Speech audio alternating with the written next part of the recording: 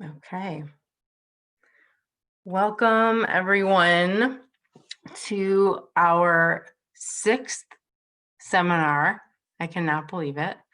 I hope that you all are doing well. I was looking in the chat and there's a lot of good things and things that people are turning into a positive, and that's amazing. So thank you. I'm just reading here, and I do hope for quick recoveries for everyone, and it's really nice to be able to see communities coming together around certain issues that we're going through today. So thank you for sharing those. Okay. And let's see here.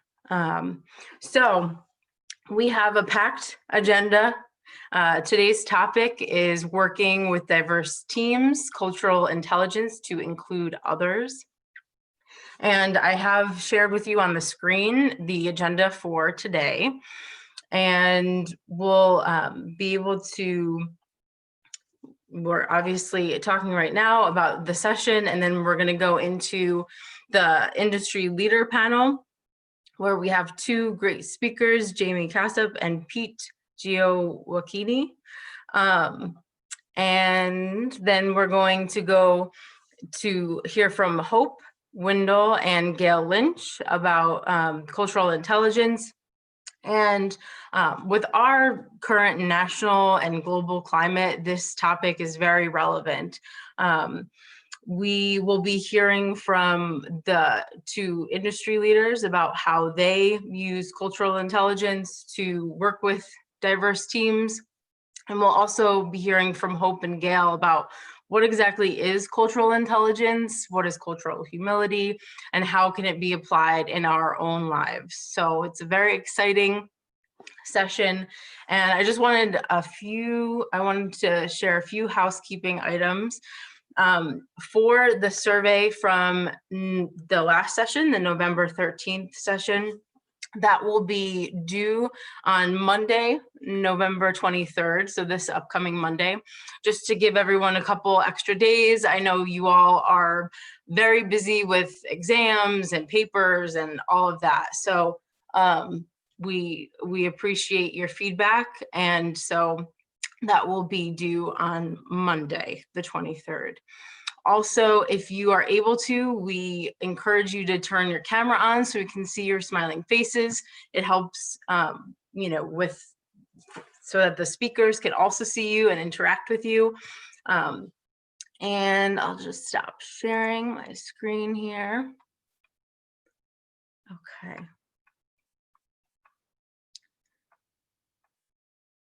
Let's see here. There's so many comments in the chat.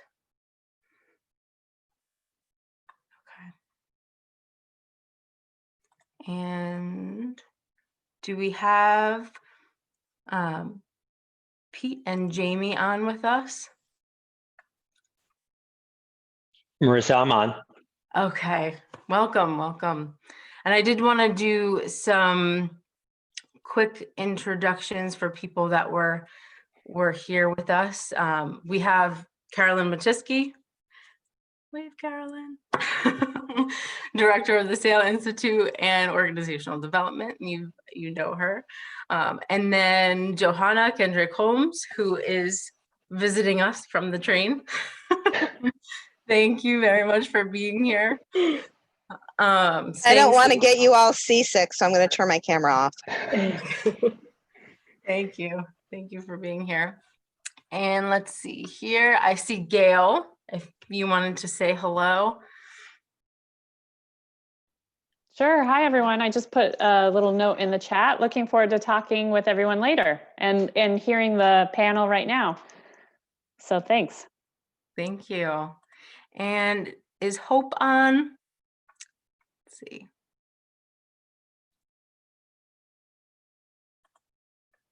No, I don't. She might be running a little bit late. I know she was planning to come, but I know she had some meetings leading up to this one. Okay. That makes sense. She can join us later then. Let's see. And anyone else that I am missing here? I think that's it.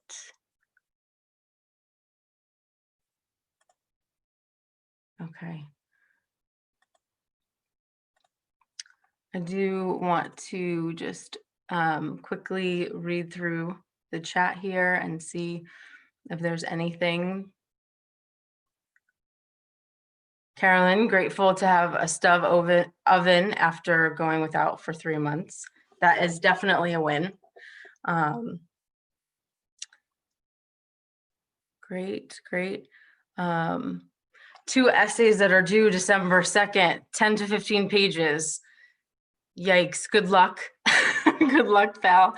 I know that it is a busy time for everybody with papers and things, and we appreciate you being here today. So, Gio, we missed you last session for sure.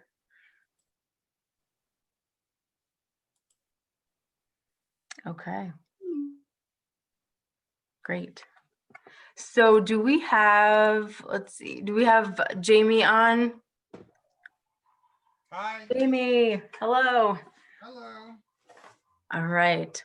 So I think we can get started if you're okay with that, Jamie and Pete. Sure. Sure. Okay. So it is my pleasure to introduce 2 accomplished panelists today. We have Pete Gioacchini.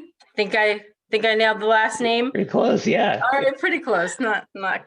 Okay, I'll work on it. He is the director of Global Talent Pipelines, TA Solutions, and University Relations at Regeneron. So welcome. And then we also have Jamie Cassup, who's an entrepreneur and former education evangelist at Google. And welcome. So both of these speakers have a tremendous amount of years of experience working at a global scale, and we'll hear a little bit about that, but we do want to get to know you a bit more. So if we could start with you, Pete, what does a director of global talent pipelines at Regeneron do? Sure. So first up, thanks for having us. We really appreciate the time and the ability to interact with the students and with you and the team. So my role is pretty diverse at Regeneron. So I handle, we've got actually 3 separate university relations and college recruiting teams, one in Terrytown, one in Rensselaer, which is our main manufacturing site, and then one in Raheen, Ireland. So we work together globally to create content programs for college students through internships, co-ops, apprenticeships, and then full-time hiring. So that's one aspect. And then I've got all of the systems and solutions for recruiting. So all of our platforms, technologies that we use. And then for talent pipelining, that's basically working with our professional recruiting teams on talent sourcing and identifying global talent that we can pipeline into our various positions and departments. Very cool. Staying busy, of course. Yes. And thank you. And Jamie, this next question is for you, and just in time for National Entrepreneurship Week, which is this week. What did you do as an education evangelist at Google, and how have you applied those experiences to the entrepreneurial work that you're currently involved in? Yeah, so thanks for having me. Welcome to my studio in Phoenix, Arizona. This is not a virtual background. It's actually my actual background. I feel like I have to say that every time. People are always like, "That's a great picture." I'm like, nope, it's real. It's all back there. So I'm actually from New York. I am a SUNY graduate. I went to SUNY Brockport. Go whatever mascot they have. And I graduated a long time ago. Started my career working in New York for Governor Cuomo. Then I went to Accenture for a couple of years, and I've been at Google for the past 15 years as the chief education evangelist. And I launched Google Apps for Education into the university space back in 2006. Arizona State University here in Phoenix was the first university to use Google Apps. I actually had a conversation with the SUNY system long time ago. I know you guys are using those tools today, but this was a long time ago. I had a crazy idea of launching Google Apps that we now call G Suite into the K-12 space, signed the state of Oregon to a state level deal. And then I worked across different, both higher ed and in K-12 to the point where back in 2009, we thought we were so hot that we put together a bus tour to go around the country to talk about how cool we were because we had 2 million users. And when I left, we had more than 100 million users using these tools around the world. But the craziest idea I had was I took this demo machine, this model called the Chromebook, and I launched it into education back in 2011 when it wasn't designed for education. It wasn't meant for education. I had to convince Sundar and the team to launch it into the education space. And I did. Two of us, by the way, started the Google Apps team. 2 of us launched Chromebooks, and just, with 2 people and some cash, you can do a lot of damage. 2 of us launched Chromebooks in education back in 2011. And and then I worked across a bunch of other projects in the education space. So my role at Google was to be the thought leader, if you will. I hate that phrase, but the thought leader in the education space, and to think about the future of education and the future of learning and what does that look like and what does technology do and all those things. And I had a great job and it was awesome. And I decided to leave in the middle of a pandemic, something that had been planned for a couple of years, to focus more on what I was passionate about, which was a timely thing. Because again, this has been in the planning for a couple of years, but I wanted to focus more on diversity, inclusion, and equity. I am a first-generation American. I was born and raised in Hell's Kitchen, New York, not the one that you find today, even though it's getting bad, but back Hell's Kitchen from the 70s and 80s when it wasn't a great place. I was raised by a single mother. I was raised on welfare and food stamps. And the reason I get to talk to you guys is because of my education, because I got a chance to graduate high school. When I went to college, I went to graduate school. And so for me, education is that opportunity that we can provide students. And so what I want to do is take my 15 years of Google experience and my 7 years of Accenture experience and take all the passion I have on education and technology and start different businesses. And so, or get involved in different businesses. So I partnered with someone to launch an organization called Frontlines of Justice, which is around teaching social justice issues right now in K-12, but for students as well, for educators to teach about what's happening with social justice and how to do better at it. I filmed the whole module. I'm also involved in another organization that we're trying to kind of create the whole infrastructure for education. And the goal is to make this a unicorn in 5 years. So we're working hard on that. And then a couple other things that I can't really talk about at this point, but I have a YouTube channel that you should all go subscribe to. And in the last one, I haven't posted in a couple months because I've been going through this transition, but the last video I posted was a reaction to what people said of like, what's next? What's the next thing you're gonna do now that I love Google?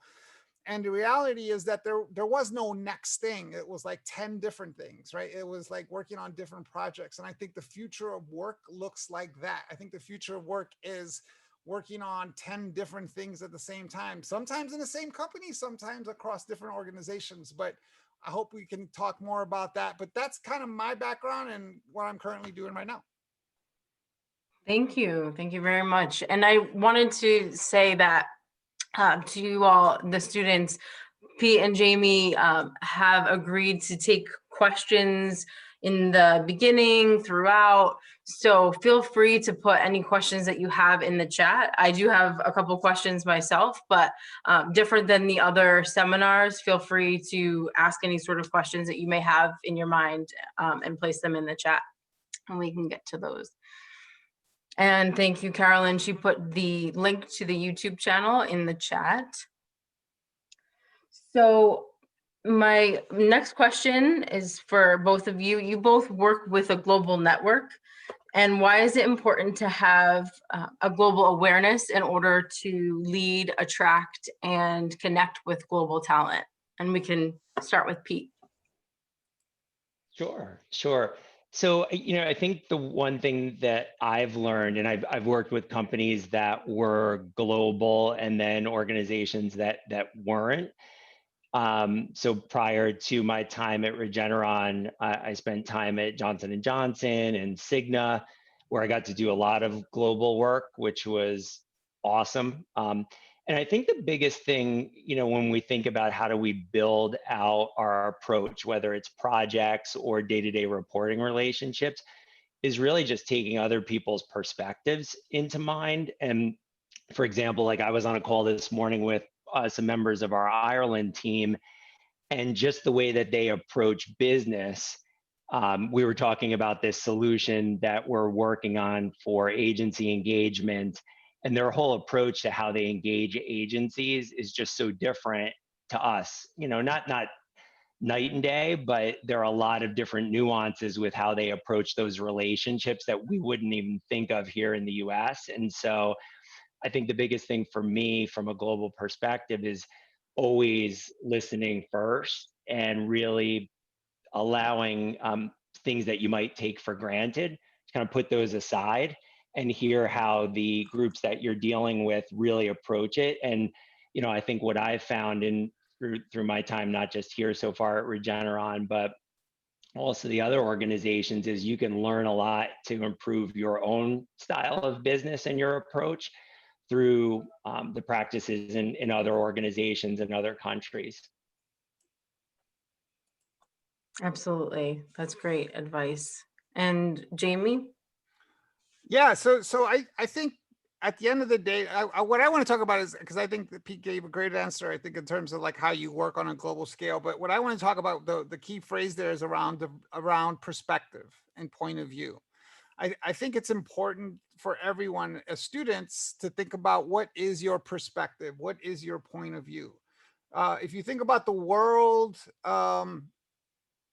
if you think about the world of information and what's coming at us, we now live in a digitalized economy, right? The fact that digitalization is here to stay, and that involves a bunch of things. And I'm gonna talk about some of it in a minute, but the main point here is that information is coming at us at such speed, right? There's so much information. I forget the last number I saw. 400 hours of video gets uploaded on YouTube every minute, right? Like there's so much information out there. There's billions of searches every second. There's so much out there that access to information is no longer an issue, right? So when I was a kid and you asked me what happened on December 7th, 1941, I'd say, I have no idea, but I will go find out and I'll come back tomorrow and I'll tell you, right? That world doesn't exist anymore. So you saying, hey, I know what happened on December 7th, 1941 doesn't have any value anymore. What is valuable is what you do with that information. What perspective do you create with that information? What point of view do you create with that information? So if you're repeating what's already out there, then you're adding zero value, right? What you need to do is curate and then use that information to create intelligence. How do you convert information into intelligence? And that's perspective. And so on a global scale, when you're working across different organizations, internally, externally, what I'm looking for is perspective. So the reason, if I have a tool, if I have a market, if I have a product that I want to sell in Israel, then I want to know their perspective on it, right? And I hope that they're bringing me a perspective and a point of view that is different than what I would be able to find on my own. That's the value that you bring to the table in a knowledge economy, in a digitalized economy, is point of view and perspective. Thank you very much. And along similar lines, we're seeing a divisive national climate. And how do your organizations navigate these tricky waters and bring employees together in these times? Sure. Jamie, I could start and please feel free to jump in. But our organization is great. And I've had the fortune of working with a lot of great different organizations throughout my career. And what I would say culture-wise is Regeneron, for me, it feels like home in a sense from a professional standpoint. So just to share, we've been very upfront in terms of leading with conversations and engaging all team members to just, again, kind of goes back to the first point a little bit too, in getting their perspective. I think what we've done really well as an organization is focus everyone on our core mission, and that's how we deliver for our patients, for our team members, and the communities that we operate in. And by kind of galvanizing everyone around that core mission, it's allowed us to stay connected, even though, you know, for quite a few months now, we've all been, for the most part, virtual. We've got a small core team of people who are operating in our labs on site, but for the most part, we've all been virtual as an organization. So you take that into the mix, then everything going on from a socioeconomic standpoint and politically, it's been, you know, a tough year. And we've just, from the very beginning, when everything started with COVID, we had channels of communication open. So, you know, from kind of mental health issues to burnout to then as things picked up, obviously from a diversity standpoint in terms of just having that dialogue ongoing, we've been really proactive. So I've been proud of the organization. I mean, I've been with the Regeneron a little over a year. So for being a relatively new part of the team, to see how this organization has responded and just embraced the discussion and the openness has been amazing. And I think, you know, I know my own teams have kind of reported back up and just shared very frankly with me that it's even for some team members who have been with the organization for years, to see how we approached everything that went on in 2020 has just really solidified their feelings of connection with the organization. So I think it's been a really genuine approach that we've taken. And I think that that's really gone a long way. Thank you. Yeah, it's definitely important to be able to feel included, and especially within this time, like you said, with most of your employees being remote. So thank you. Jamie? Yeah, so I just want to make sure that we're always careful with language, right? Because words matter and how we say things matter. And I think this idea that this divisiveness, let's talk about that word, right? Divisiveness. Divisiveness means that there's two sides. I like the Giants, I don't like the Giants, right? Like, do you like the Jets? Do you like the Giants? That's divisiveness. So, New York is divided on which sports team they support, right? That's divisiveness, equalness, right? What we're experiencing isn't that, right? I don't know how you become divisive over racism. I don't know how you become divisive over white supremacy, but for me, it's real, right? I have a 19-year-old boy who's brown. And so if he walks into a Circle K and there's two Proud Boys in there that say something to him, I'm not worried about him being offended or him being hurt. I'm worried about what he's going to do. So for some of us, this isn't about divisiveness. This is about survival. This is about living and owning our rights and making sure that we have the same rights as everyone else. And so we have to be careful when we use word, and I'm not blaming you or anything. I'm just saying the word divisiveness means that there's an equalness to it, and there isn't an equalness to it. Some of us are protecting our families, and some of us are trying to defend the fact that we're not rapists and murderers because we're brown. So we always got to be careful with that word and make sure that we're dealing with what we're dealing with now. So that's one thing. That's my perspective, my point of view. You don't have to take it, just the way I see the No, world. I appreciate it. I think that that's really, you know, it's important to words matter, like you said. Yeah. So it's important to get your opinion. And I'm not saying you, I think that's a general word that we use all the time, is that the country is divided. I've heard politicians say that, right? The country is divided. Some of us are not divided. Some of us are surviving. Some of us are trying not to get killed, right? And so there's a difference. And so, so that's one. The second thing is again, to what Pete said about point of view and perspective. That's important. I was on a board, so I sit on the board of Mind Research. It's an organization that created a tool called ST Math for K-12. It's an awesome tool. So I sit on the board. It's a nonprofit.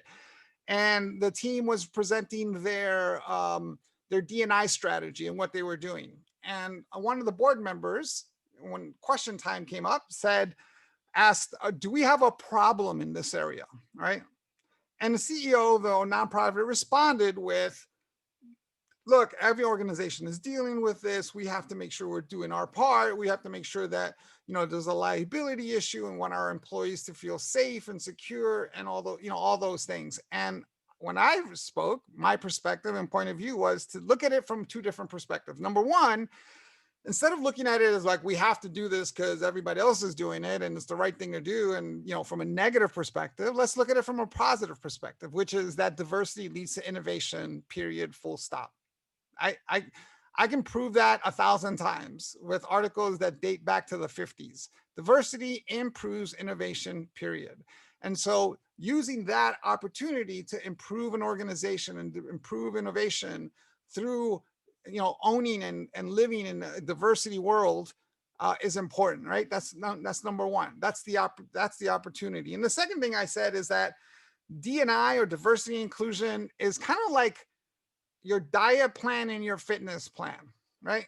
Which is, even when you're doing it, you could still do it better, right? Like, you could eat better, you could diet, and you can eat better food, you could exercise in it better, right? Like, it's not this thing that you fix. It's not a solved thing. It's a thing that you constantly have to do and get better. And so that's how we have to look at D&I and diversity, and we have to look at, different points of view and how we do that, because it's an opportunity for innovation. And then the last point, back to words matter, and you didn't say this, but I hear this all the time, is this idea that we have to give, people of color, we have to empower our employees of color. We have to empower people of color. We have to give them space to let them speak. And I have a problem with those phrases, because I don't need you to empower me, right? You don't have power over me. I just need you to get out of my way. And so it's a different way of thinking about it. It's like, you don't, the idea that you have power over me and that you're going to let me have some of it. The African-American market is $1 trillion market. The Latino market is $1 trillion market.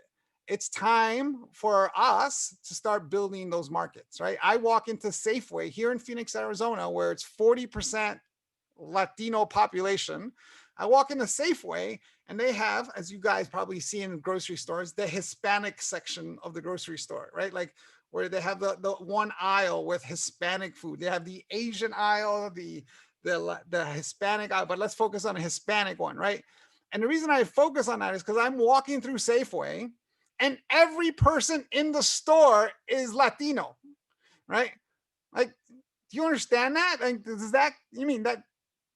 that's a different point of view, right? This idea that we have a Hispanic section when everyone in the store is Hispanic. We got to start owning that. We got to start building products and services for our own communities and not worrying about other people building things for us. And then the last point about, giving room to space is kind of like the empowerment thing, which is, I don't need room to speak. I don't need you to give me space. I just need the opportunity, and then I need you to create an infrastructure so that I can accomplish what I want to accomplish. And that's how we have to look at this whole concept of D&I and diversity, which is more around creating opportunity, creating the equal space so that everyone has a voice and everyone can do things, and focus on that. Those are some great points that you made. And I see in the chat that there are definitely some agreements on that, and that some folks said so powerful. I totally agree. So I don't know if you can both see the chat, but there's a lot happening there. So I'm too old. That's too little for me. I can't. I can read it to you, no worries.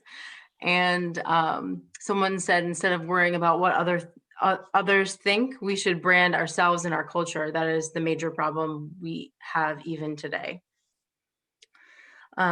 So if anyone has any questions for the speakers as we go here, feel free to place them in the chat. We can ask them. But my next question is for you, Pete. I know that Regeneron has a robust internship program. Can you share a little bit more about that? And what does your organization look for when selecting interns? Sure. So we do have a really robust program. It is a global program. And when I say global, compared to some of the other organizations I've worked for, right now we operate in a few different countries. So global is a little bit of a stretch. Multinational is probably better, but we do coordinate across. And so our program is a mix of interns and co-ops in the US. And then in Ireland, it is a mixture of, they focus more what we would traditionally call a co-op, so the in-semester program, as well as apprenticeships. Operate a little bit differently there, but for the most part, but our numbers are pretty intense when you look at the size of our company overall. So as an organization, we've got roughly about 9,000 team members all in. And our population for our summer interns and then our in-semester co-ops usually ranges somewhere between, when you take everybody into account, 500 to 650, depending on the year. So it's actually a pretty significant portion of the overall population when you look at that. We have internships in every single function and sub-function within the organization. So that's from our corporate functions, IT, marketing, HR, finance, corporate communications, basically everything there, through all of our R&D and global development areas, as well as manufacturing. So it spans the entire organization. And we try to heavily recruit in the fall as much as we can. And then we also spill over into the spring semester as well. And then Ireland's on a slightly different schedule because they recruit more for January through the summer. So they're finalizing everything for their next year now. So it's a little bit of a different cycle. And then in terms of what we look for, we do look for our scientific areas for some pretty specific majors, chemies, biomed, pretty specific there, but we're more general across the rest of the business. And then we're really just looking for, I would say, three main traits that we tend to target. One would be ingenuity or a focus or a flair for innovation. That's important. We are a super collaborative organization, a lot of sharing of ideas across teams and across levels. So what's interesting about our organization is you can go into a meeting and you wouldn't know who's at what level. You could be in there with an SVP or an intern, and then other than just by viewing age, you really couldn't tell. And we have some pretty young people who are in some pretty senior level positions as well. So that's the nice thing about the organization. We focus on solving issues and innovating together regardless of the hierarchy. So that would be one thing. The second thing would be someone that's not afraid to roll up their sleeves and work hard, because we work extremely hard. We also value work-life balance. So I would say we play pretty hard too, but it is a lot of hard work. And it's to the point that Jamie made earlier around having 10 projects. That's something that even our interns could experience. So we throw them right into the work that we do ourselves on the teams. And so being able to multitask and prioritize is also huge for us. And then I would say the last thing would be around the collaboration and teamwork. I think for us, the openness and sharing of ideas is important. So if you tend to want to work alone, doesn't mean you can't work independently, but everything is tied back to some aspect of a team project and the overarching strategy. So if you're not into teamwork, it probably wouldn't be the best fit. Yeah, I'll add. I mean, I know Google's internship program is pretty well known. They do really well. They hire across all different groups, just like Pete said. There's internships in all departments, and usually people are getting internships that end up getting employment with Google in the future. But let's talk about something else. let's talk about the idea that I don't want you to get an internship at Google. 70% of your generation wants to do your own thing. And so if you're feeling that, own it, right? Live it. This idea that your parents are telling you that you should get a job or do an internship or any of those things, what you really need is skill development, period, right? This idea of your resume is about skill development. First of all, I have 3 businesses and I've interviewed at Google for 15 years. And in 15 years, I've never once looked at a resume. I don't look at resumes. Resumes are history books. I look at portfolios. I want to know what you've done and what your potential is. I could create a great resume about my basketball skills. I was captain of my high school basketball team. I averaged 23 points in high school. I played college ball. I had 9 assists. I can put together a really good resume about my basketball talent. Can I hand that to the Suns and be like, hey, can you hire me as a basketball player? Like, no, that's a history book, right? It's this idea of what your potential is and what you can do. So let's talk about that. So one is be okay with the idea that you might want to do things on your own because you have an opportunity that didn't exist before, which is that you can pick up a laptop and start a business and start something today, right now, this afternoon. Instead of going to happy hour, you can start a business, right? Like that's possible, which wasn't possible for my generation. So that's one. 2 is when people say to me, how do I get a job at Google? I say, forget Google, right? Start a company that Google buys, right? Like that's what you want to do. And by the way, this doesn't mean nothing to you guys, but I'm so proud of the fact that I haven't cursed yet.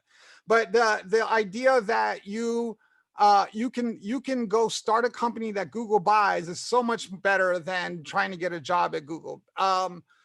Google, like all major tech companies, is not a company that's made up of an individual company. It's made up of 500 different companies. Google bought 22 companies last year that you hear about the big ones, right? You hear Google bought YouTube, you hear Google bought, AdSpace or whatever big kind of multi-billion-dollar deal, but you don't hear about the $30 million deal to buy an engineering company that makes commas look better, right? Like Google buys companies all day. Build something that people want, and then Google will buy you, right? Or any tech company. This idea that you should go do that. Now, all this is focused around this idea that you probably have been told your whole life that you've been asked the question, what do you want to be when you grow up, right? I don't even have to ask you, raise your hand, like, right? How many of you have been asked, what do you want to be when you grow up? And you have no idea, or you answered, an astronaut, I don't know, but like you come up with some kind of answer that doesn't make sense to you. That question, ignore that question for the rest of your life. That question makes no sense. That question used to make sense. The reason why somebody asks you that question is because they're old. Because that question used to make sense 100 years ago when they asked that kid that question. That question, 65% of the jobs don't exist. I'm working on a project that you don't even know about yet. There's jobs out there that you can't even define. The world has changed. Automation, robotics, digitalization is impacting everything. And what you need to understand is that we are at the very, very, very, very, very, very beginning of that, right? We're cavemen in the world of digitalization. As an example, Google had a breakthrough in quantum computing a couple of months before I left. If you took an equation, one of those mathematical spinning equations, and fed it to a supercomputer, the world's most powerful supercomputer, it would take that supercomputer 10,000 years to process that equation, right? That's just standard mathematics. The breakthrough that Google had was they took that equation, fed it to their quantum computer, which wasn't a MacBook Pro, but rooms full of servers and scientists in white coats. They did it in 300 seconds. 10,000 years versus 300 seconds. And you're going to tell me you're going to know what jobs are going to be like 10 years from now? So don't worry about what job you want to have. This is where I want you to think about for the rest of the weekend. What's the problem that you want to solve? What's the problem that spins in your head? Doesn't have to be a social problem. Doesn't have to be climate change. It could be anything. It could be making better microphones, making better chemistry, making better lights. It could be, if you watch Shark Tank, everyone who walks into that tank is solving a problem. Most of the time, they're solving a problem you didn't even know you had. What's the problem that you want to solve? And then if you don't know, that's where you spend time thinking about the problem that you want to solve. And then the second question is, how do you want to solve it? You as an individual person, how do you want to solve that problem? How do you take your gifts, your talents, your experiences and solve that problem? Because if you say, I want to solve climate change, some adult is going to come to you and say, oh, climate change, let me compute that using my old world model. Oh, climate change, you should be a scientist. You should study STEM. You should go get a degree in sustainable development or environmental studies. When in reality, that's not there's a million ways to solve it that way, but that might not be who you are, right? You might be an artist. You might be a photographer. You might be a gifted photographer. You tell unbelievable stories through photographs. You might be a great writer. You tell unbelievable stories through your writing. And you're still passionate about climate change. Well, the way you can solve climate change is by going out and documenting climate change and taking photographs of climate change and building awareness and programs around climate change. Or, you could be a gifted educator, and the way you solve climate change by going out and creating an educational program around climate change, right? Like, my point is that there are millions of ways to solve a problem. How do you want to solve it? And then the third thing you need to think about is, what do you need to know to solve that problem? What are the knowledge, the skills, and the abilities that you need to have to solve that problem? And using the example, both in climate change and in photography, what are the knowledge, skills, and abilities that you need to have? Now, all of a sudden, when you look at it that way, how do you build those knowledge, skills, and abilities? You have no excuses, right? The world is literally at your fingertips. There's nothing that you can't learn how to do, right? If you don't know how to do something, you have to admit that you've chosen not to know how to do it, because everything that you need to know how to do is out there. I don't say I'm a bad cook. I say I've chosen not to be a good cook. I just have chosen not to be a good cook, right? So this idea that all the information is out there to learn anything that you want to learn is powerful, right? And so what is it that you need to know? What newsletters, what blogs, what material, what classes can you take, right? If you're only looking at classes in the SUNY system, then you're not thinking big enough. MIT, Stanford, Harvard, they all offer online classes. There's master classes. There's so much out there. What do you need to know, and how do you start building your knowledge, skills, abilities? When you think of it that way, then all of a sudden the jobs or internships come up. It isn't about trying to build a resume. It's about skill building. What are the skills that internship's going to give you, right? Because you might find an internship, like, again, climate change photography. You might find an internship at Sam's used car dealership, right? And the internship might be to take photographs of used cars to post online. Does that fit into the climate change photography world? Yeah, it does. You're building skills. You're building photography skills, right? That idea of developing the skills that you want to build so that you can focus on what you want to focus on is absolutely critical. My daughter, my 28-year-old, is a badass video producer and editor at CNN. She makes fake news. And she's the youngest person that does the branding stuff for CNN. Her first job was taking her internship that turned into a job here in Phoenix when she was going to ASU, was working for a company called Workhorse Products.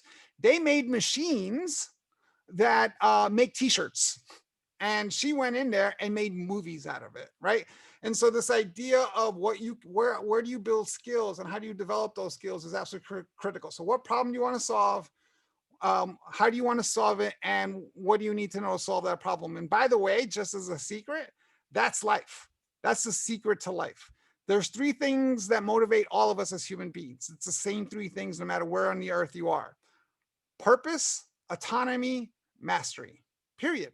Purpose, autonomy, mastery. What problem you want to solve? How do you want to solve it? And what do you need to know to solve it, right? So focus on that instead of jobs. Great, thank you. There was a couple questions in the chat, and feel free to answer both Jamie and Pete. It was, what about micro-credentials? Do you think employers care about them? And one of the students had said, are micro-credentials and or certificates valuable? Pete, you can go first. I just all right. Yeah, you're setting me up, Jamie. So So here, I'm going to give you my personal take. I don't know if this is an organization stance on it, but I find, are they ever going to hurt? No. Can you learn something from any course or program that you take? Sure, or else don't take it, right? You should try to get something out of every learning experience. Are they critical or crucial? No, because we're going to look for who you are as a person and your capability and what you can bring. Again, a learning is not bad, but I wouldn't say you got to pin, to Jamie's point earlier, you have to pin your resume with 5 certificate programs. That's not going to do anything or put you above anyone else. Again, learning's never going to hurt, but I wouldn't necessarily prioritize that. I would prioritize experience and hands-on work versus a certificate program. Yeah, I agree. I don't think they hurt, but one of my favorite quotes is the Wright brothers didn't have a pilot's license, right? And so this idea that you can get certificates if you want, and I think it really depends on where you are. There's a lot of factors that you have to think about: where you are in your career, where you are and what you want to build, where you are in the space that you want to do that. Like, so my wife is a triathlete coach. She has to have a certificate to do that, right? So there's places where you need to have different certificates, and so you should go do those. Micro-credentialing is really about learning. I would ask, anytime you look at a micro-credentialing class, what's the outcome going to be? What are you going to produce? What's going to be in your portfolio based on what you've just done, right? That to me is more important. To get to a point where you keep building your portfolio. And sometimes you might need to get a credential to go get a job that's going to help you build a skill. Then go do that, right? So it's all about what your strategy is. To get to it, this is what I tell everyone. You should work hard to get to a point where you don't need a resume. I haven't had a resume in 15 years. I don't need a resume, right? And so that's what you should work towards, is that your reputation and your portfolio and what people know about you carry you. And that takes time. You can't just start like that, right? You have to build the skills and you have to build a reputation. That, to me, reputation is more important than ever, right? This idea of who you are and what people think about your work. It used to be a time when Pete and I were young men that you could go screw up a job really bad in Portland and like blow up a factory or whatever. And you're like, oops, and just pack your bags and then just take the train over to New York and get a new job. Nobody would know. Like, ooh, good. Nobody will know about that. That world doesn't exist anymore, right?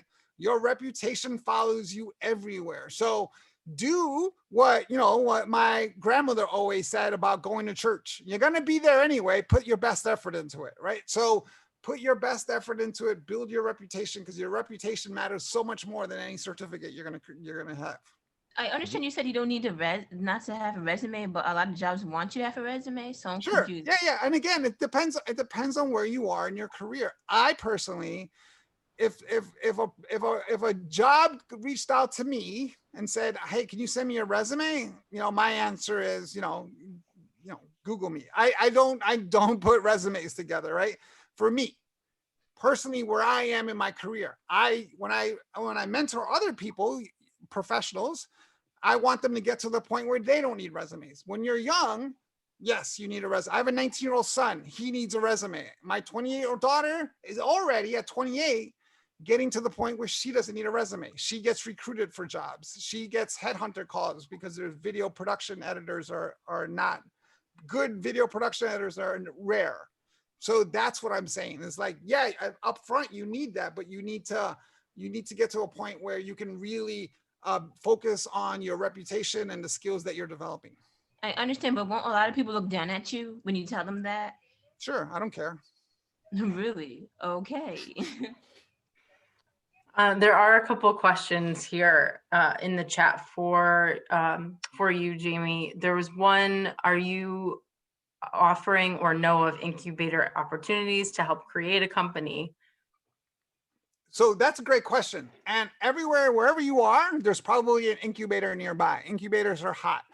So what I would do is go familiarize yourself with where those incubators are and what companies are there. You want to do a really good internship? Go find one of those startups and say, hey, what do you need help with? I'll work for free. Go do that. You're talking about startups with no cash, right? That can't hire anyone. I always recommend young people to go be part of that experience. All of a sudden, instead of being an internship way down here in some company that has 15 layers, now all of a sudden you're doing an internship with a 3-person startup and you're basically chief marketing officer, right? So like those are the types of experiences that you should be looking for. And I would start with the first idea, which is, what business do you want to start, right? And then the second thing is, go get involved with incubators. All incubators run things like code camps, or they run 3-day intensive, business building workshops, right? The opportunity to be part of a startup, to start a business, to be part of that experience is all out there. It's just whether you choose to do it or not. Thank you. Yeah. And 2 people, oh, sorry, go ahead, Pete. Sorry, Mercy, just real quick. I was going to add to that. I totally agree with Jamie on that, because when my first job out of school, I worked for a small agency, a search firm, and I got the opportunity to go down to Atlanta from New York to start an office and an operation for the company down there. And that startup experience, it was myself, and then I brought in 2 other people, and we started the whole operation from scratch. And that experience of what it teaches you, not just about whatever you're doing in that field, but just about yourself and your capabilities, is huge. So if you ever get a chance to do a startup or help with one, to Jamie's point, jump on it in a second, because it's probably the most transformative experience I had professionally, even though it was right out of school. Yeah, and you're never going to have an opportunity to do it again, right? Like at some point, you're going to have a mortgage, and you're going to have student loans, and you're going to have like kids that need dentist appointments, right? Like all of a sudden, a company calls us, hey, do you want to be part of our startup? We're not going to pay you for the next 2 years. Isn't a viable option, right? And so this is the opportunity to go do that. Mm-hmm. Thank you. Yeah, and there's a question that 2 people actually were curious about. What is considered a portfolio? Jamie, when you use the word portfolio, what do you mean? Right. It depends on where, on what space you're in, right? So if all of you have subscribed to my YouTube channel, but when you go to my YouTube channel, when I started my YouTube channel, I knew 0 about videography. I knew 0 about editing. If you go to my Instagram account, you will notice that I'm a photographer. I like taking photographs. I've always been one. I didn't even know my camera had a record button on it, right? Like 0. I went to my daughter, who I already bragged about, and said, hey, I want to start a YouTube channel. Where do I begin? And she laughed for 10 minutes about me starting a YouTube channel. And then she calmed down and she said, okay, start here. And she told me, shoot in 1080. You don't need to shoot in 4K. Shoot at 24 frames per second, double your frame rate. Try to keep your ISO at 100. If you go outside, you're going to need a variable ND filter so you don't blow out your exposure. She gave me the top 10 things to think about. And I said, cool, thank you so much. Now, here's my next question. What the hell do any of those words mean, right? I knew 0. And then I learned. And now I can have discussions about whether 422 is better than 420, and whether you should shoot in 286.4 RAW, or whether you should just shoot in camera, or whether you should use an external recorder versus an internal recorder. And I can tell you, and I can have debates about that all day, right? In a year and a half. And if you go to my videos, the first couple of videos are like hostage videos, and the last couple of them are better. That's my portfolio for videography. If I wanted to go get a job in videography, there's my portfolio. There's my work. You can see it. You can see it growing. So if I was looking at someone's videography portfolio and I saw growth, I would see potential. I would see, oh yeah, this person has potential to grow here. If I looked at somebody's video library and I saw a straight line across the board, I'm like, oh, this person's just doing enough, right? Like, so your portfolio is about continuously growing and building. And so that's for videography. What's a portfolio for photography is easy too. But what does a portfolio look like for marketing? Easy. What is your marketing campaign? What did you start? What did you do? What does it look like? What is the branding efforts that you put in together? What is your portfolio for sales? What sales? That's more traditional resume. What sales did you make? Who did you work for? What projects did you start? Right? Like that's what I mean, is that it's a collection of projects and accomplishments along the way. Yeah, and I would just add to that too quickly, because my daughter is in school now, and she's going for graphic design and interactive digital media. And you tend to think, when you hear portfolio, the black bag that you carry around that has all your pieces in it. But to Jamie's point, when you think about it versus traditional resume, where you're talking about titles and positions, talk about, if when I interview or when I'm interviewing people, or what are the projects, what are the experiences you've had, regardless of what your title was or what your defined job description was. What are those projects that helped you develop and what did you learn from those? So think of your portfolio as a collection of experiences, whether they're projects, they could be art pieces, they could be whatever your specific area or functional expertise is, but it's a collection of things that comprise who you are and how you got to where you are, versus this linear thing that appears, in the progression on a resume. Yeah. And there are different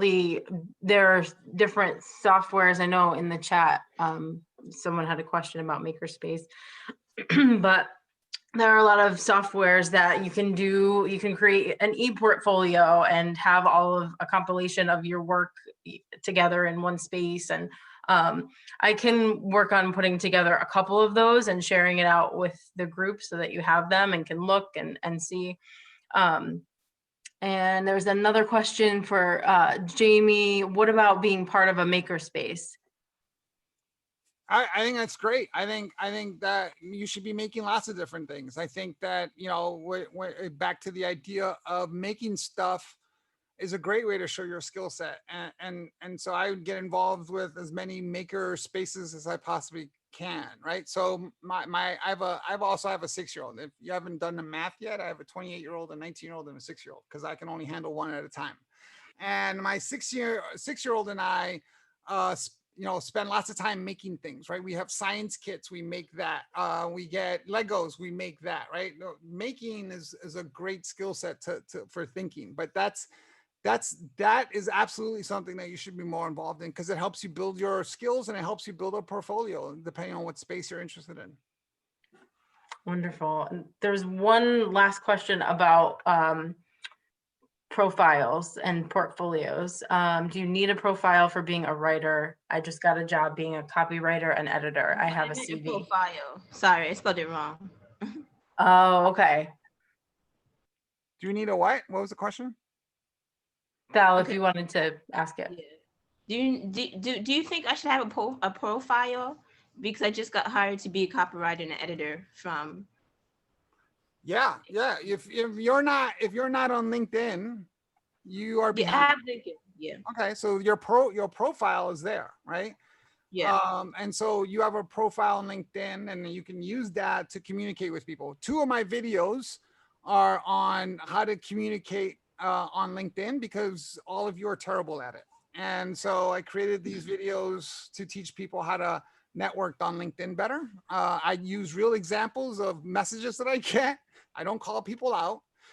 And then I tell you what's wrong with it, and then I describe how you should have done it instead. And I've gotten a lot more messages since then, so I need to do another version of that pretty soon. Thank you. And I think that was, oh, yep. Someone had put in the chat, wix.com is another place where you can create your e-portfolio. Let's see. And it's 12:59. So my last question is, what final advice do you have for the students as they go forth and conquer? Yeah, I'll go first, since Pete's been going first the whole time and he can close it out. But I'll tell you this, is that as I'm 52 years old, going to be 53 in a couple of weeks. And I think we define success in this country in a poor way, right? We define success by how much money you have, or what accomplishments you have, or how hard you work, right? Like whenever you see a podcast or an interview, it's always like with a successful person.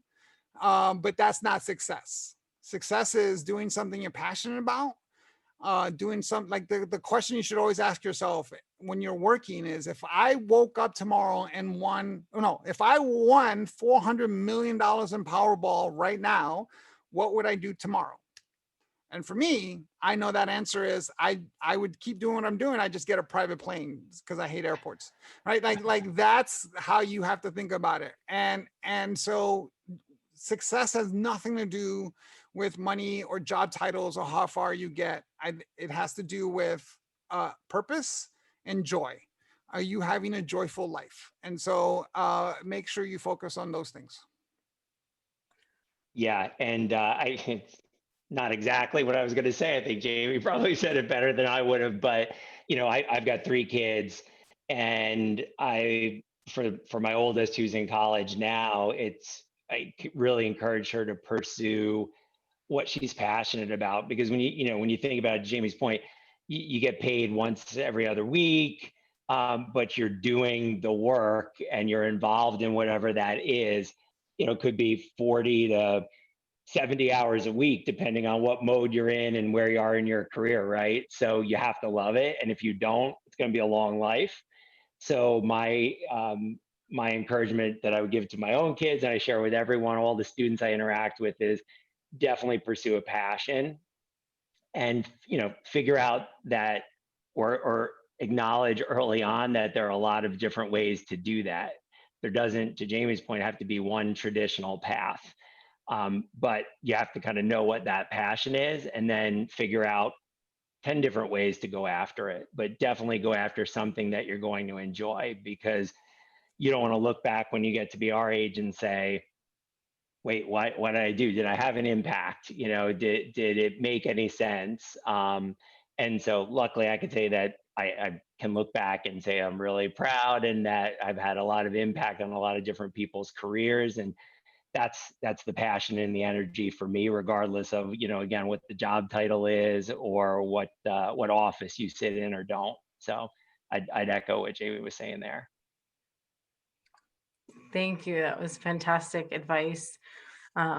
I just want to thank you both so much. It has been a very exciting conversation and a lot to think about and take in. And so if everyone can give them a round of applause, either reactions or in the chat. Happy to be here. And can I Thank just you so add, thank you, Jamie and Pete, for setting up the next section, which is Hope and I going to be talking about cultural intelligence. You queued it up very well for us, so thank you. Cool. Awesome. Thanks for having me. Thank you so much. Enjoy your weekend. All right, you too. Bye. Bye. Bye. Okay, so I think what we'll do is we'll take a couple minutes, and then if you need to take a quick break, and we're going to come back at about 1:06, and then we will get into Gail and Hope's session.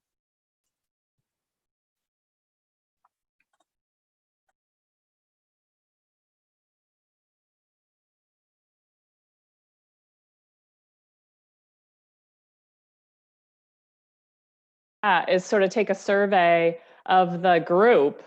So it's kind of, we can't see everybody on. So what I'd like to do is, for those who have their videos muted, if you can just use the emojis and maybe do a thumbs up or something. And those who have their videos on, you could just sort of raise your hand.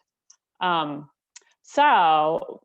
name's, I'll introduce myself while we wait for Hope. I'm Gail Lynch, and I used to work in SUNY, but now I work at the New School, which is a comprehensive university located in the West Village in New York City. We have Parsons School of Design, which many of you might have heard of. We have a graduate school called New School for Social Research, and then we have 3 other schools, performing arts, and other schools. So I work there as the Senior Director for Global Engagement and International Support Services, and I oversee all of our international student service, that office, as well as our study abroad office. So there's Hope. Everybody. I'm just introducing myself right now. So if you want to, I guess you can pull up the slides, your co-host. And then Hope and I, as Hope is working on pulling up the slides, I'll just share that Hope and I work together. I used to work at Monroe Community College, and I think is there 1 or 2 students from MCC? out there? Let's see. There should be I don't see that. one. Like put your thumbs up or wave. Anyways, I worked for M's. Oh, Sadia. There we go. Nice. It's like there's Go, definitely one. Yeah. Nice, Rochester. Good. Oh, you're from Brockport. Oh, nice. Good. So Hope and I work together on SUNY Coil. So she'll hopefully you've all heard of that, but she'll update you a little bit more on that as well. So I'm throwing up the slide deck, and we're going to try to make this as interactive as possible because while it's been sort of a conversation that we've all been able to have with Jamie and Pete, it's now time for you guys to weigh in on lots of stuff and figure out how to make this work, working together. So Gail, take it away. yeah, so I want to find out, Hope and I want to find out a little bit more about who you are. So how many graduate and undergraduates, and if you just raise your hand or put a little thumbs up emoji so we can see sort of who our audience is. Nice. How many of you have traveled or from an urban area versus more suburban or rural? That people live in an urban suburban, or that have traveled to an urban suburban? Live or okay. Yeah, basically. How about, have you traveled to another country? How many have traveled to another country? Nice. Multiple countries? Anybody been to many? Nice. Studied abroad for a semester. Who's studied abroad for a semester? Anyone out there? Okay, just one, I think, or two. Speak another language. How many of you speak more beyond English? Good. See a couple. Can you put in the chat what the language is? It's always fun to know what languages and where people have been in the world, whether it's for pleasure, for family, or for school. Yeah, good. How about if you live with your family? Cool. Look at those languages. I love it. Nice. Great. Does anyone volunteer in the community, in your community where you live? Nice. Great. And has anyone done a COIL, a virtual exchange class? Awesome. That's awesome. Thanks everyone for putting that in the chat too. You kind of did a COIL. What was that, Val? I did a virtual exchange, but not a COIL. Oh, interesting. Was that last summer? The SUNY Global Commons, or that was something different? Oh, are you at U Buffalo? They have. No, I go to SUNY Albany. Oh, okay. So they had a study abroad virtual. Cool. Yeah. Nice. So I'm going to keep us moving, Hope.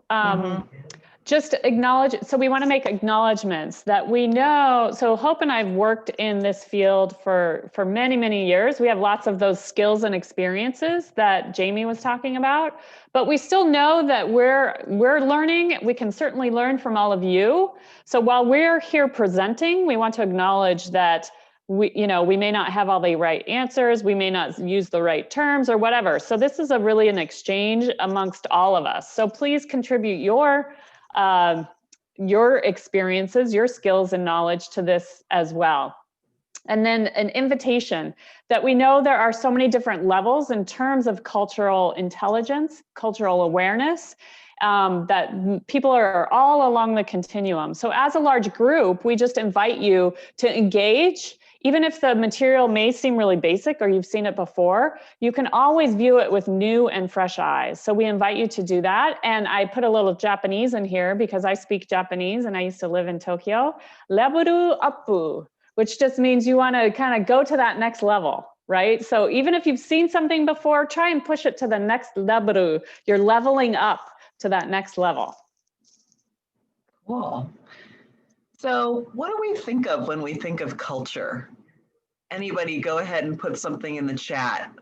What what this picture is of, what do you see? There's some grass. Oh, great. Good. Traditions and food. I love that. Language. Great. What about, do we see culture in this slide? The tree and the grass, and it's sort of a metaphor. And I love what people are saying in the chat. Good. Family dynamics. Wow. I like that. So what I'm trying to get at here in this slide is that culture's kind of like the wind, that we feel it on our face. We know it's there because it's blowing this tree over, but it's kind of hard. I mean, I think all the things that you guys are saying in the chat really are ways in which that we express different cultures, right? So we're just gonna watch this video just for a second. And the reason why we're doing that is because, do you guys see any rules? Are there any signs? Are there any stop signs? Do you see any anything to guide people to make sure that they don't crash into each other? Oh, check out that first people on this little motorcycle right here. Oh my gosh, yikes. And here's all this traffic coming in. And so how do people know what to do in this situation? Any ideas? How do you, oh, and they made it, they didn't die, yay. There was a question, do you mean that there's no specific way one can define culture? So we're gonna hold on to that. We're gonna keep fleshing this out, so. Oops, I gotta stop sharing for a second and stop the YouTube and then go back to the slide. No problem. So part of what while you do that, I'll just comment on the what is culture slide. It's like the wind, right? So it's that we may not notice it around us, but we sometimes can feel it. Did you want to show the other video? Oh, I think that's yeah, I think it's good. Yeah, Okay. but I love that someone said it seems like they all have a trust in each other. Yeah. How about that? And part of the reason there's trust there is because of their culture, right? The culture is tacitly acquired, which means we're born into a culture and we acquire it without intentionally learning it. That's one element of culture. So there's this trust because the people in that video have grown up in that culture and they just by doing it, they've learned it, right? And there is some explicit aspects of the culture that they are taught, right? So I'm sure some of those motorcycle drivers were taught by whoever, their father, like, hey, if you're going to drive your motorcycle today, this is how you have to do it. But so much of culture is we're in it and we don't even realize it. We're often unaware of its influence. Right. And also people are saying that there's a high incident of motorcycle accidents and motor vehicle accidents. And yeah. So it doesn't always work, right? Yeah. But the takeaway, the thing that we want you to realize about culture is that you don't always notice it, right? It's like the wind, or it's like a fish in a fishbowl. The fish doesn't realize it's in water, right? So that's the point. That's one aspect of culture. There's many other aspects, but we're not going to have time to get into it. But that's one thing we want you to know. And then here's a little activity for y'all. Okay, so here's a photo. So describe what you see. Don't put anything in the chat right now. Just kind of jot down a list of things that you see. Okay. And once you have that list, let's say try and get 10 things on it real quick. What do you see in this photo? Okay, now you start putting things in the chat. Like, what do you see? Just go ahead and drop them in the chat.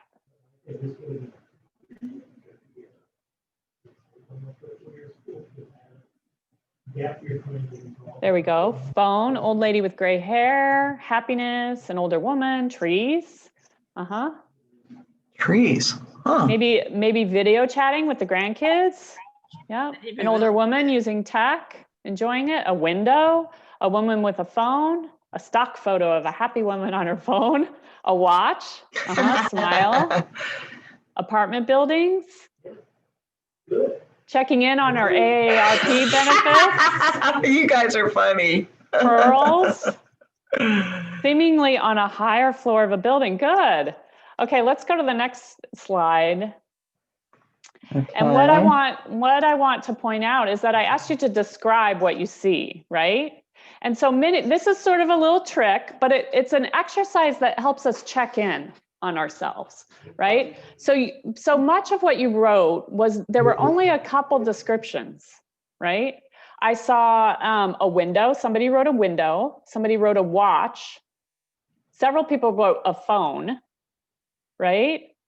Those are all descriptions. Those are observable facts, right? But how many of you jumped, and how many of us, because I've done this before, and how many of us, myself included, jumped straight to the interpretation?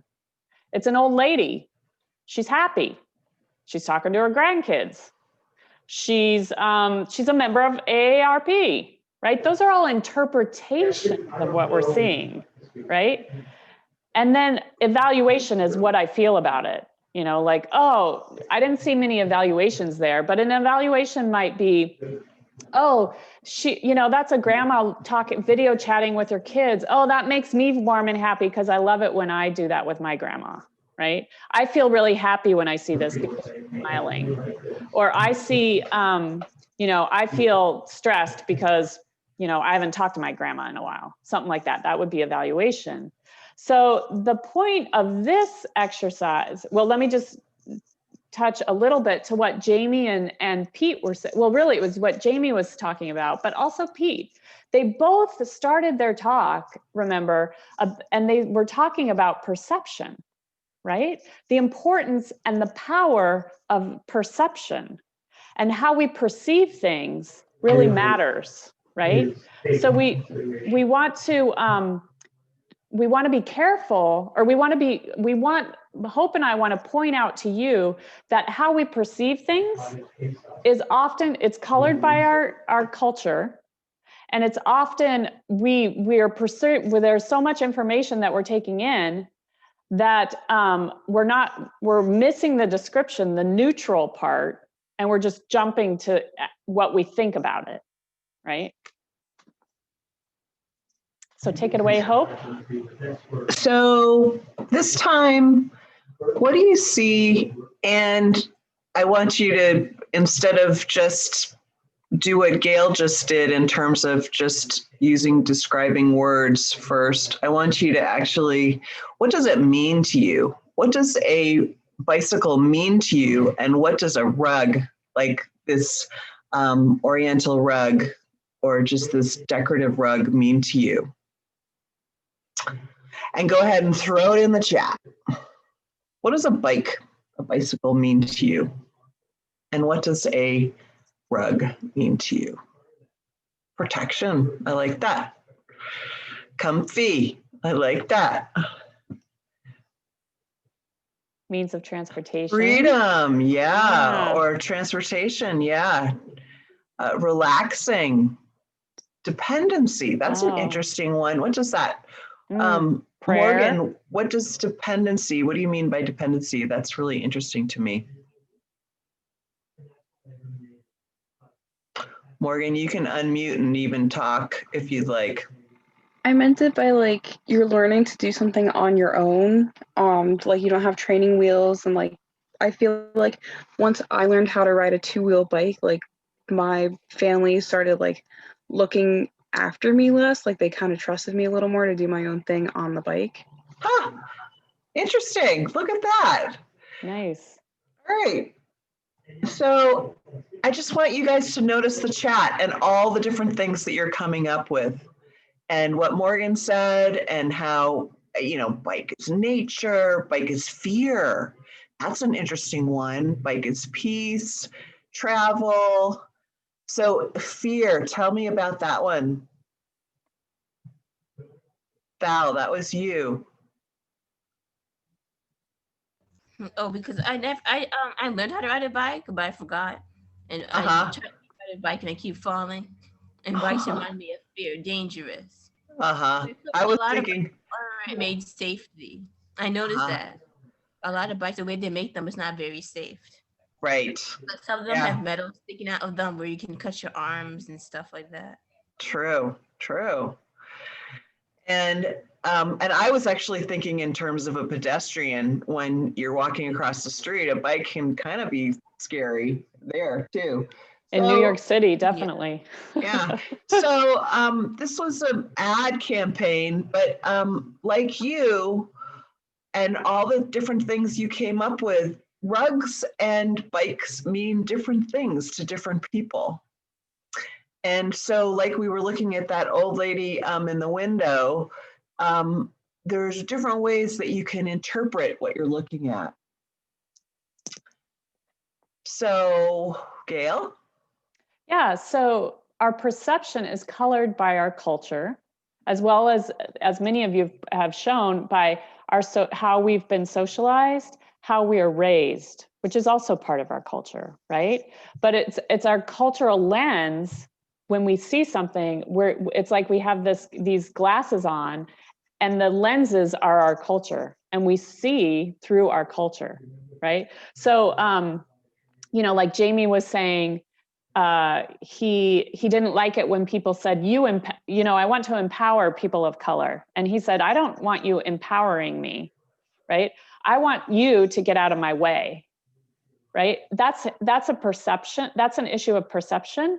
And it's also, in a sense, an issue of culture, because deep down in culture, we hold cultural values that are very deeply held, and how they manifest, like those cultural values that are deep down and we don't see them, come to the surface in the way we perceive something.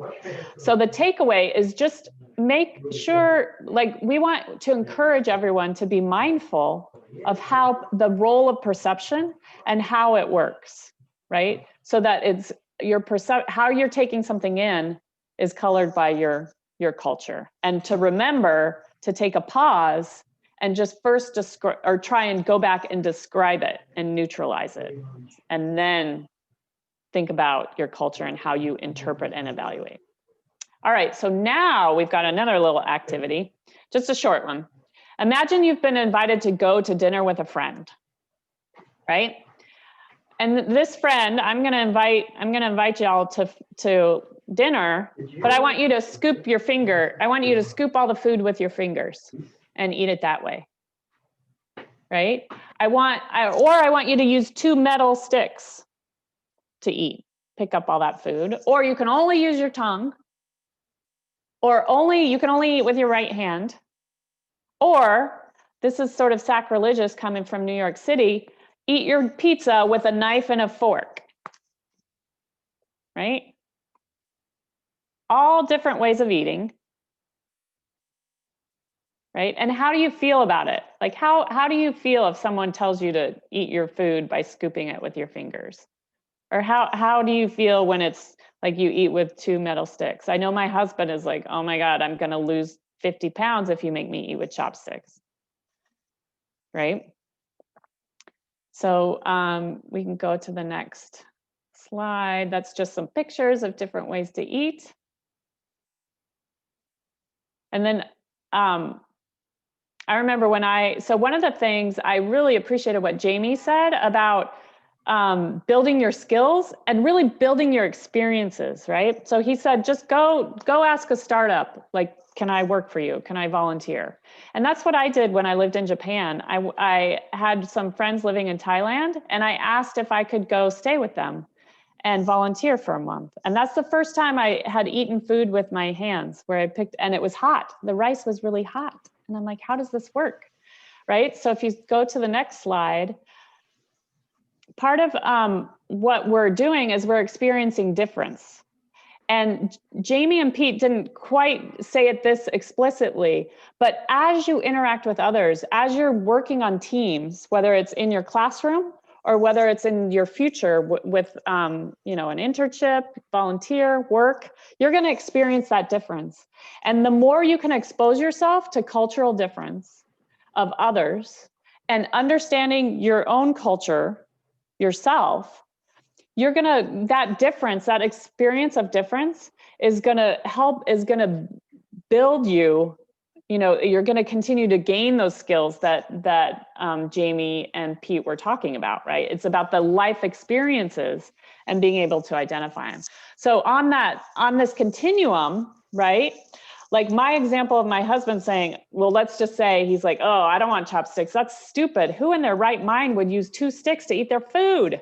Right? That's basically denying that person's culture. It's a simplified example, but right, it's just saying like, that's stupid. My culture is way better. Like I'm going to use a fork to eat my rice, right? All the way to defense, minimization, where we minimize other cultures and just say, oh, we're all the same, right? To say that for me, where I'm coming from a dominant culture, that's really minimizing it. And then we start to move into ethno-relative, where there's acceptance, adaptation, and integration. We're going over this super fast, but it's just to give you sort of that overview. And if you go to the next slide, so this is an extra slide just to say again, and it goes back to what Pete and Jamie were saying, the more experience you have, the more you can build that portfolio, the more you build your skills. And what Hope and I are saying is like the importance of building experiences that expose you to different cultures, right? And so doing a COIL in your class is a great way to do that. And you're gonna have stress. And I think Pete started out by saying, like perception's really important because you have to take other people's experiences into account. And it's that sort of, when you have stress where there's misunderstanding because maybe you didn't, you adapt.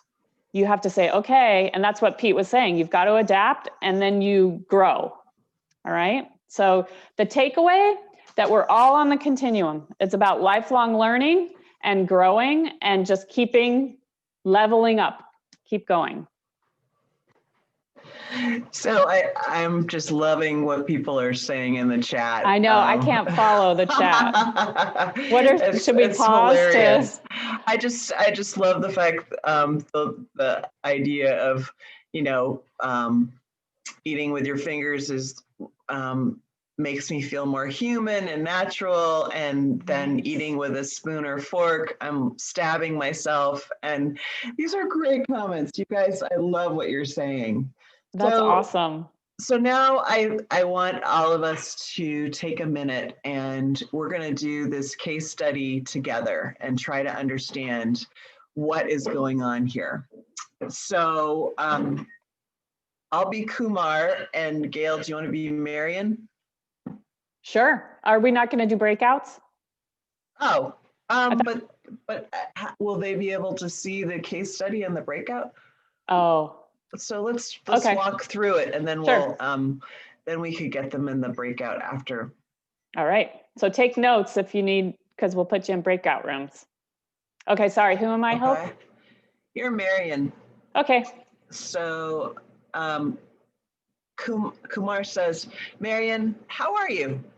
I'm fine, thanks, Kumar, or thanks. Hey, Kumar, I was wondering, what would you think if we decided to move up the dates for that systems test? And Kumar says, move it up? Just by a week at the most. Kumar says, I see. By the way, did I share that our project lead Rupa had a baby girl? Great. Convey my congratulations to Rupa. So what do you think about the revised dates? If it's good for you, it's good for me. Excellent. I'll have Tom from here coordinate the dates. Okay, people. So do you think that these two are in agreement with each other and this was a a agreement? Or do you think that people are not in agreement here? And we could go into breakouts about this, or if people. And I can also help with that if you would like. Okay. Why don't we do a breakout for a few minutes and then talk about what's going on? What are the dynamics? Think about what we've covered already in culture, perception, sort of the continuum, and then just what's happening communication-wise. Actually, people are starting to post in the chat, which is great. So maybe we don't need to break out if you guys are okay with that. So Naomi thinks they're in agreement. Sadia says, I think Kumar just agreed because Marian was persuasive. But so there's no tone. Oh, sorry. We can't hear their tone. Yeah. How people talk. That's true. Good point. I was trying to add tone. And Robin, I agree with Talia that it's passive, but it doesn't seem like there's much conflict. Okay.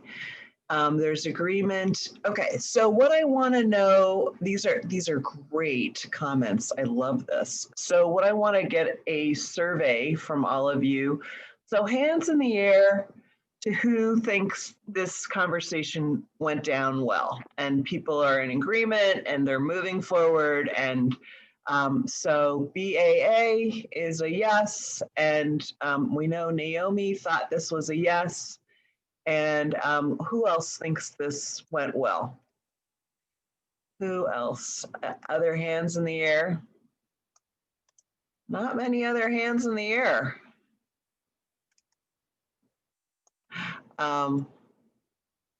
Nayeli, what do you think?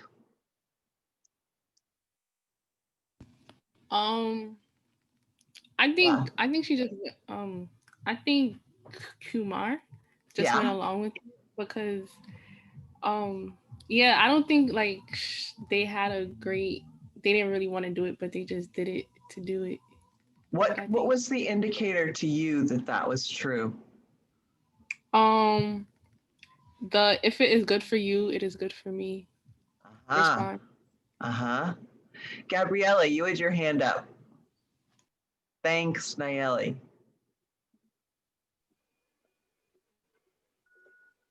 No, it's okay. No, go for it. What do you think? What's going on? So the question was, now imagine you've been invited to go to dinner with a friend. That's still on the same topic? No, this one is a work conversation between two people. And Marian is saying that she wants to move the dates for a system test. And Kumar is saying that the project lead, Rupa, just had a baby girl. And Marian said, oh, that's great. But what about the revised dates? And Kumar says, if it's good for you, it's good for me. And so then Marian says, excellent. We'll coordinate it from here. So do you think everybody's in agreement and is happy about this? Or do you think that that's not true? From that scenario, it sounds like there's a mutual understanding. Mutual understanding. It doesn't sound like there's anything. Yeah, so it doesn't sound like there's anything out of place there. Okay. All right. And so Naomi, you said I tend to be an easy personality, and if I'm not super opposed, I just go along with it. So you were one that thought that this people were in agreement, Kumar and Marian. Uh-oh, the audio.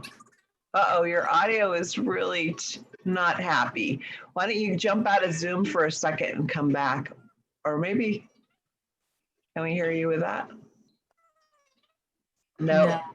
You're gonna have to either type in the chat or come back.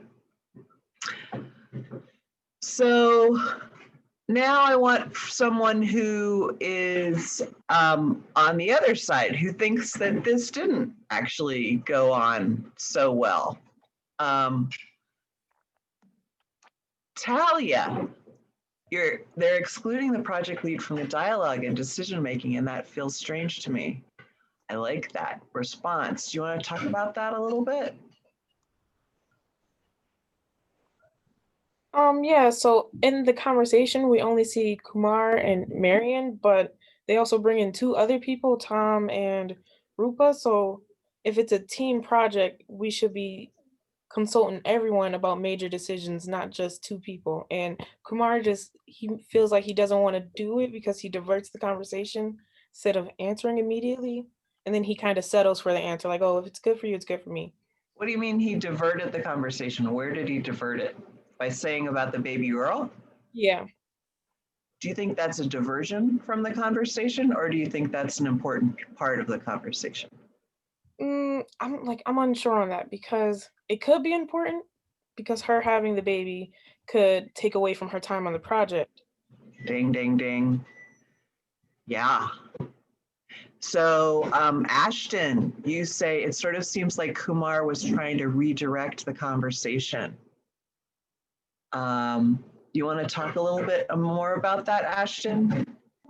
Yeah, it just seemed sort of random that Kumar jumped to that first instead of answering Marion's question.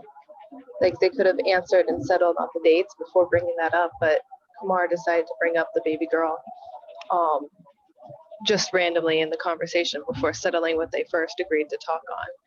And it could have been a diversion or like showing a bit of uncomfortableness with moving the dates. But it could also be, now that's been brought to my attention, the project leader.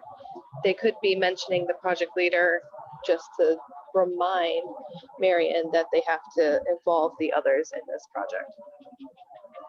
Right. So who thinks that bringing up the piece about the baby girl is actually important as opposed to a diversion? Who on the call will raise their hand? What Kumar says about the baby girl is actually an important piece. Anyone? I think I see Ashton's hand up. And There's Nicole? a few hands. I've seen a few hands. Yep. Okay. Oh, yep. So Nicole, why do you think telling us about the baby girl is important? Well, I think that's like sort of a significant, not sort of, that is like a significant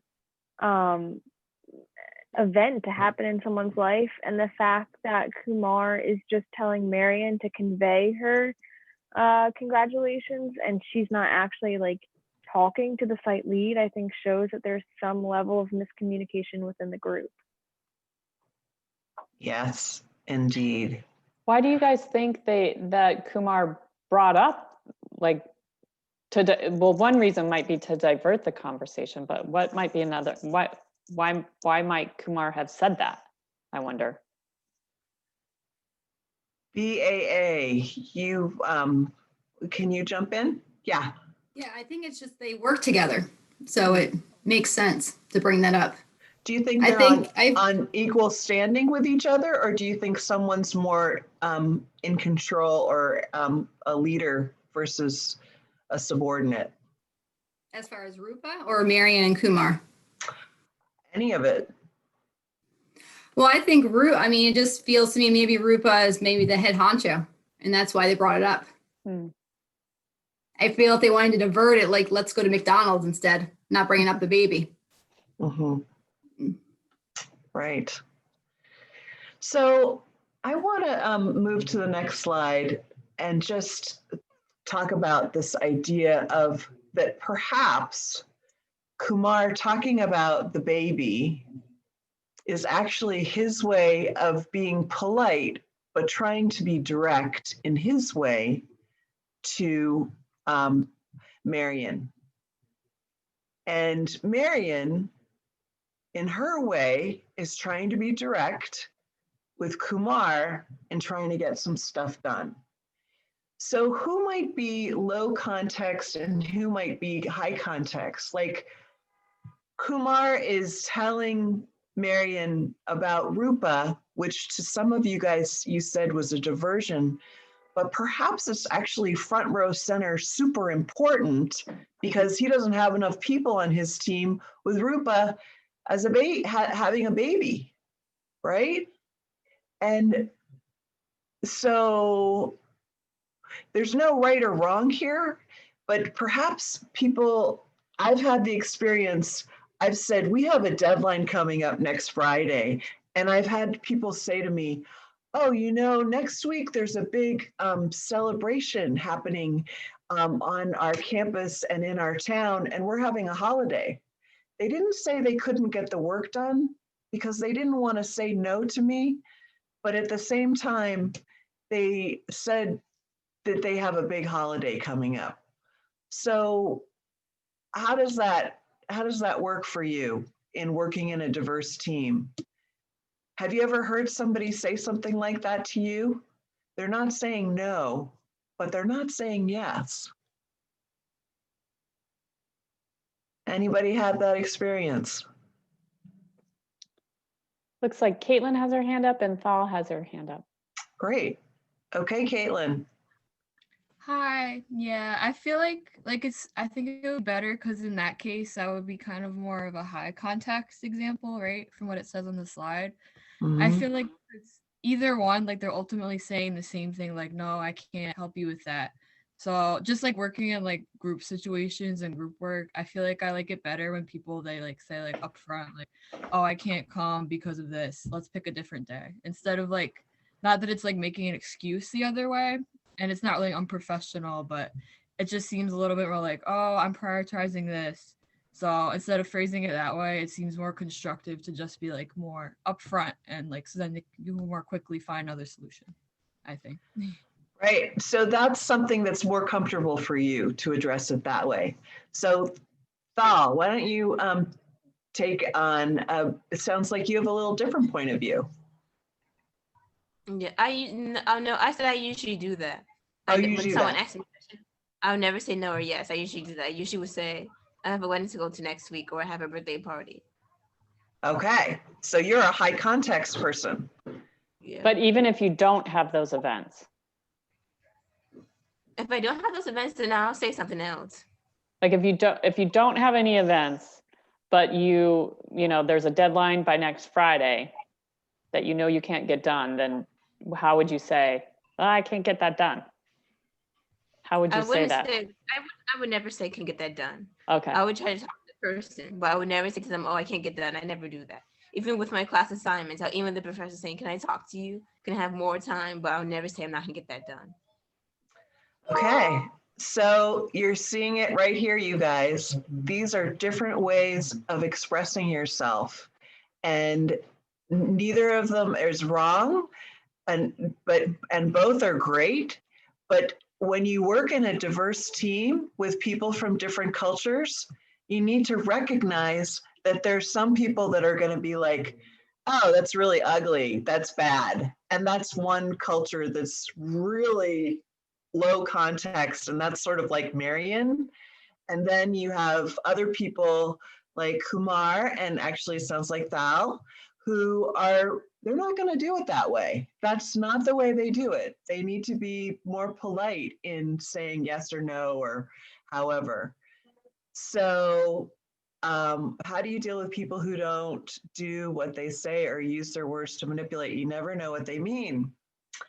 Well, you're going to need to figure out how to get to some kind of place between one, you know, I can't do this, to the other, Rupa had a baby.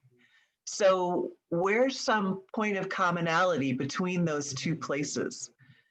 Can I add too, Hope? Yeah, that sure. Right. It's about think back to our describe, interpret, evaluate, right? So just to point out, and I do this, I'm not picking on you, Naomi, but the way you phrase the question, how do you deal with people who don't do what they say or use their words to manipulate you and never really know what they mean, right? So if we go back to the Kumar Marian slide, like maybe Marian feels like she's being manipulated by Kumar, right? But that's her interpretation of it. Like, you got to step back and sort of describe what's happening. Like, wow, Kumar just said, Kumar said, about the baby. Yeah, so it's trying to neutralize it. And because a lot of it has to do with a person's culture, that for them, it's cultural not to answer a question directly.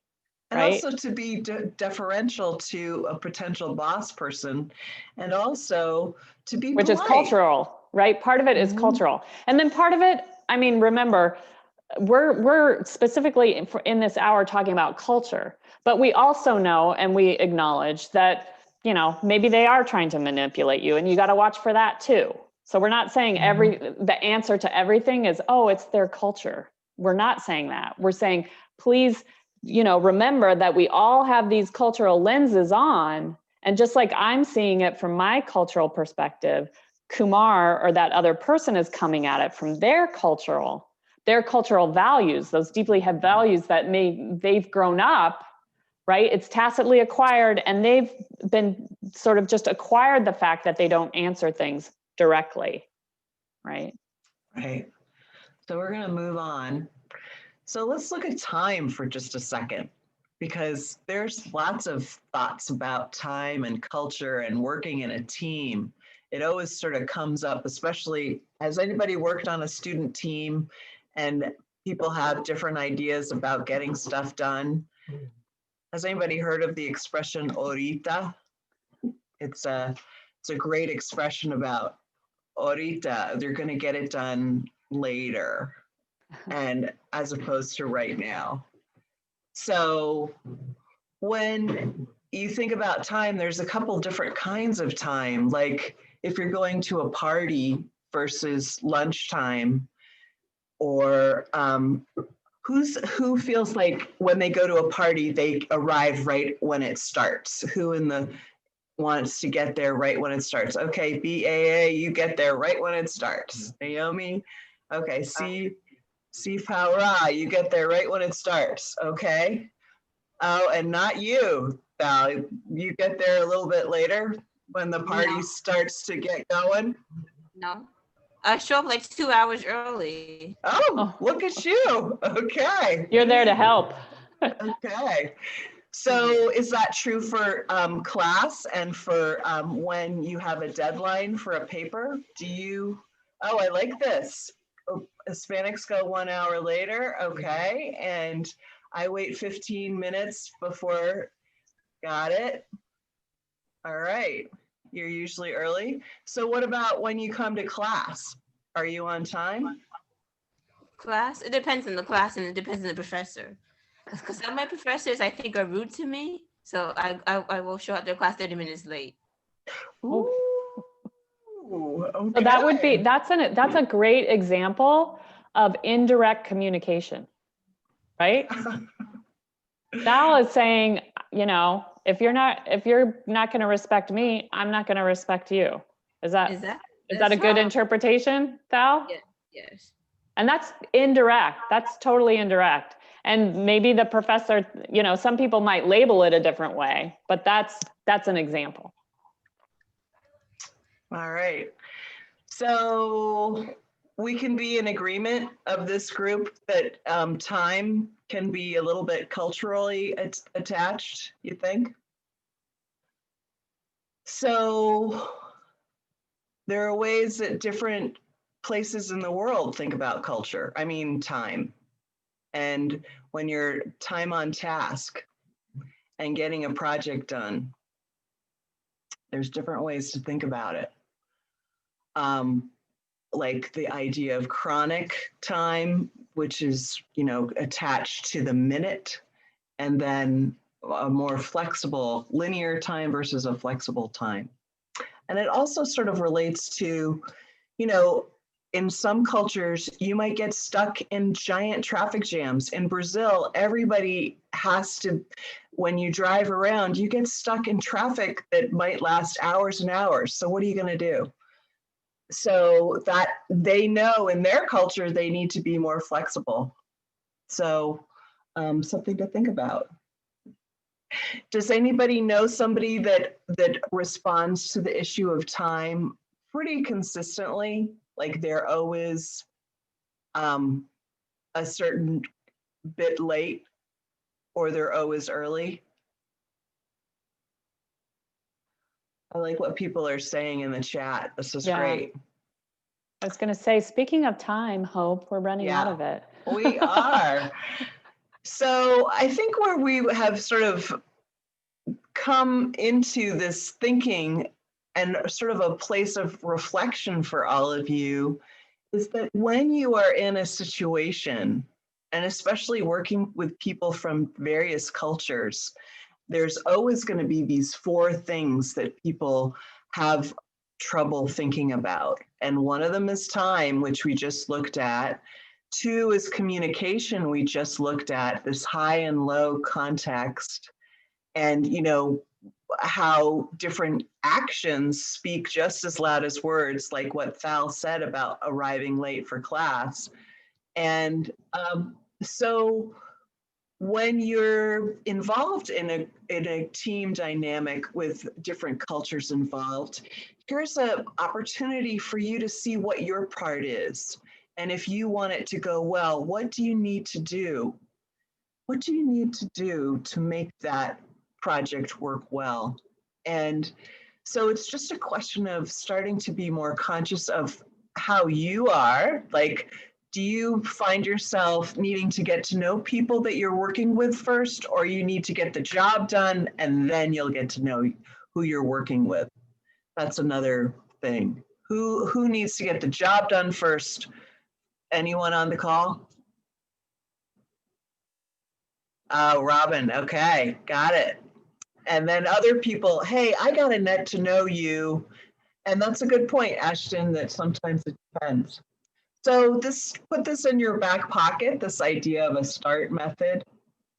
And so what do you think are the sort of skills that we've been talking about? What do you think you'll need to have a mindset for international and diverse teams? Go ahead and stick stuff in the chat. And if anybody wants to talk about this, because we're really at the end here. So I want you to think about what it is. What does it take to be on a team that has people from diverse places? Communication, learning how to work with others and understanding a different culture. Yeah. Like Patience. if somebody, Someone put patience in there. Yeah. Sorry.